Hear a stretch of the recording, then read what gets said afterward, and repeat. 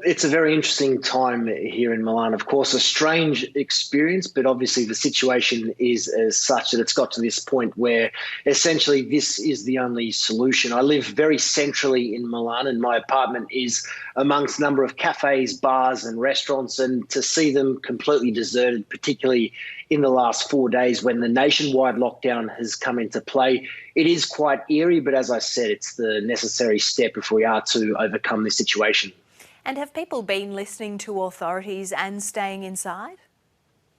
Well, as of these last few days, yes, the nationwide lockdown has really shifted the mentality in this country. But prior to that, the region of Lombardia, that's the region in which the city of Milan is based, that was actually locked down 48 hours prior to the nationwide lockdown.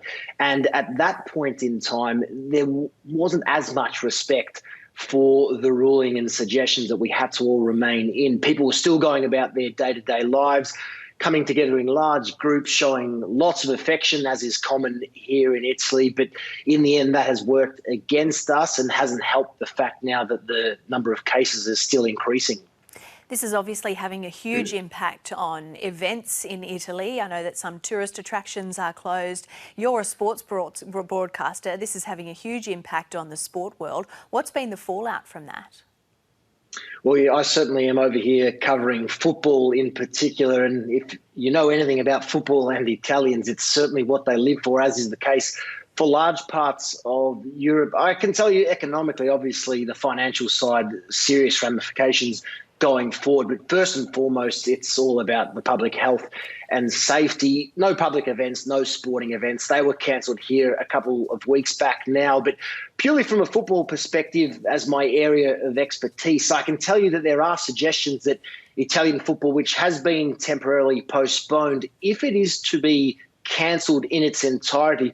I can tell you one club in particular, Juventus, there was a news report today. They are the biggest club and most successful club in Italian football. They're set to lose upwards of 100 million euro based on what has taken place. So that's just one example, one sporting club in a country that has 60 plus million people in terms of its population. So the impacts as such now are secondary to public health and safety, but once we hopefully overcome this sooner rather than later, of course, that will start to be the focus.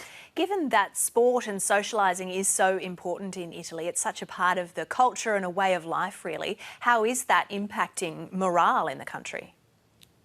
Well, look, so far we are 1 week into the lockdown here in Lombardia. The morale, if you've seen some of the scenes, particularly from this weekend, they have been quite warming. There have been people across Italy, all over the country, singing from their balconies to one another the national anthem and all sorts of famous Italian songs. Today, there was at 12 p.m, there was a pre-arranged hand clap for all the medical staff right around Italy who obviously are leading the way in battling this virus. But obviously, as time starts to go on now, the morale without football, without the normalities in day-to-day life, without that social interaction, as you said, so important here in Italy, it cannot get any better at this point. But at this point in time, a week or so in, the morale is quite strong.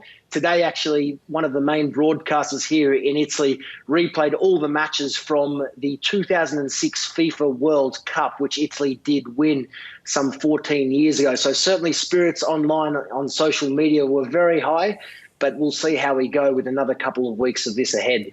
And Adriano, on the medical staff, on the health system, how is the health system coping with this in Italy?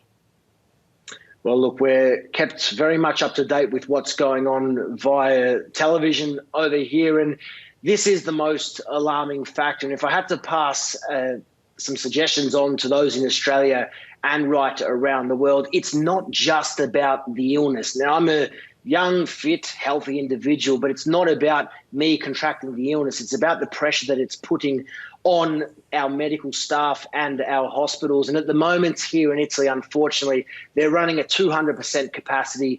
There is no room, and this is the situation now. Sure, it is affecting the elderly a little more than it is the young, but we are starting to see now an increase in cases, and obviously with an increase in cases and lacking in hospital space, it only leads to one thing. So this is the pressure that is on the country at the moment, and this is why I've certainly been vocal on social media across Twitter and Instagram to really try and push that message of social isolation, and that is the absolute key at this point. Social distancing, ensuring you're not out there in large groups and amongst other people, because we're all at risk, and it really is a delicate situation we find ourselves in. Adriano Del Monte, we really appreciate you speaking with us. Thank you. Thank you.